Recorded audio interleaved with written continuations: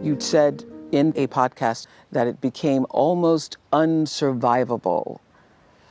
And that struck me because it sounds like you were in some kind of mental trouble. What was actually going on? Almost unsurvivable sounds like there was a breaking point. Yeah, there was. I just didn't see a solution. I would sit up at night and I was just like, I don't understand how all of this is being churned out. And again, I wasn't seeing it, but it's almost worse when you feel it through the expression of my mom or my friends or them calling me crying, just like, Meg, they're not protecting you. And I realized that it was all happening just because I was breathing. And look, I was really ashamed to say it at the time and ashamed to have to admit it to Harry, especially, because I know how much loss he's suffered. But I knew that if I didn't say it, that I would do it. And I just didn't want to be alive anymore. And that was a very clear and real and frightening, constant thought. And I remember how he just cradled me, and I went to the institution and I said that I needed to go somewhere to get help. I said that I've never felt this way before and I need to go somewhere. And I was told that I couldn't, that it wouldn't be good for the institution. And I called.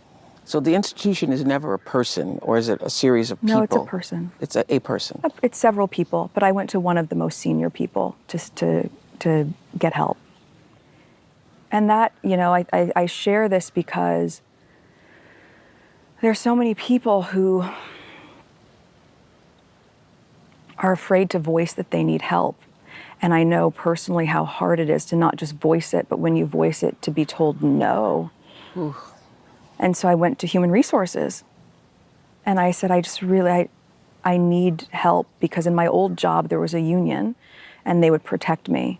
And I remember this conversation like it was yesterday, because they said, my heart goes out to you because I see how bad it is, but there's nothing we can do to protect you because you're not a paid employee of the institution. This wasn't a choice. This was emails and begging for help, saying very specifically, I am concerned for my mental welfare.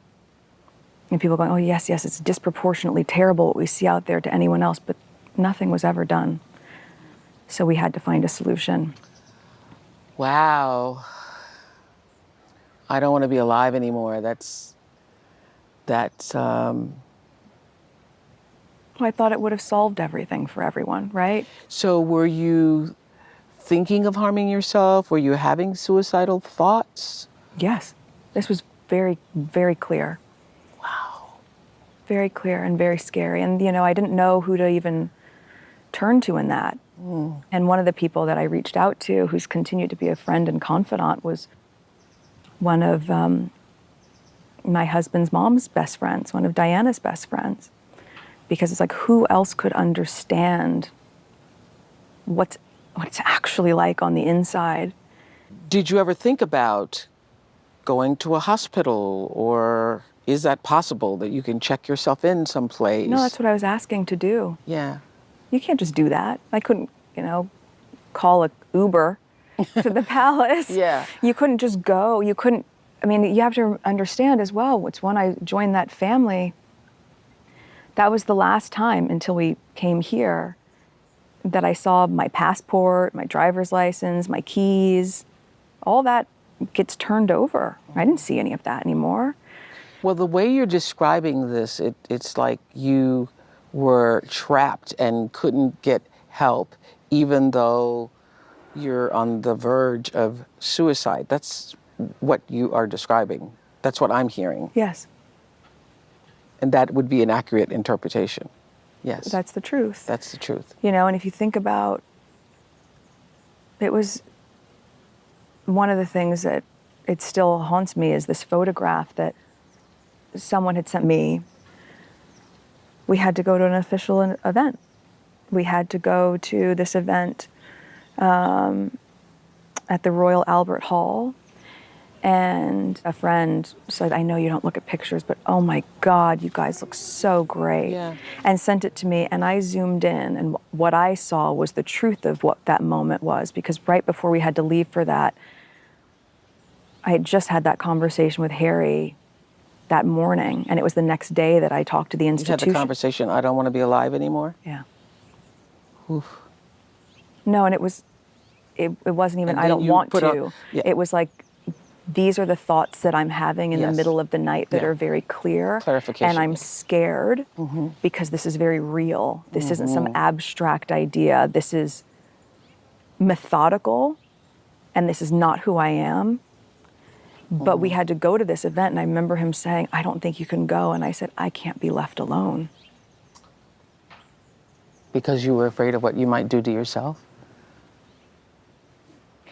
And we went, and I'm that so sorry to hear that. And that picture, if you zoom in, what I see is how tightly his knuckles are gripped around mine. You can see the whites of our knuckles because we are smiling and doing our job, but we're both just trying to hold on.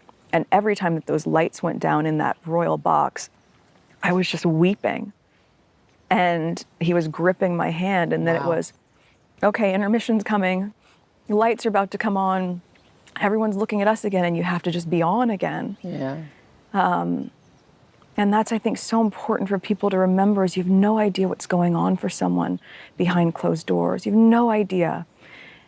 Even the people that smile the biggest smiles and shine the brightest lights, it seems, to have compassion for what's actually potentially going on. No, the public is looking at you, and to think that you earlier in the day had said to Harry that you didn't want to be alive anymore. Yeah, and just hours before, just sitting on the steps in our cottage, just sitting there and then going, okay, well, go upstairs and put your makeup bag in your sink and try to pull Well, yourself nobody together. should have to go through that. And you know, Harry and I are working on this mental health series for Yeah. Apple. And so we hear a lot of these stories.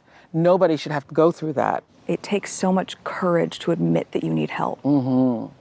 It takes so much courage to voice that. As I said, I was ashamed. I'm supposed to be stronger than that. I don't want to put more on my husband's shoulders. He's carrying the weight of the world. I don't want to bring that to him. I bring solutions. To admit that you need help, to admit how dark of a place you're in. You've said some pretty shocking things here, revealing. I wasn't planning to say anything shocking. I'm just telling you what's happened. Okay, I'm sorry if it shocked you. It's been a lot. I'm a little shocked. It's been a lot. How do you feel about the palace hearing you speak your truth today? Are you afraid of a backlash or their reaction? I mean, I think I'm not going to live my life in fear. You know, I think so much of it is said with an understanding of just truth. But I think, to answer your question, I don't know how they could expect that after all of this time, we would still just be silent if there is an active role that the firm is playing in perpetuating falsehoods about us. That at a certain point you're going to go, but you guys, someone just tell the truth. And if that comes with risk of losing things, I mean, I've lost. There's a lot that's been lost already. And I grieve a lot. I mean, I've lost my father. I lost a baby.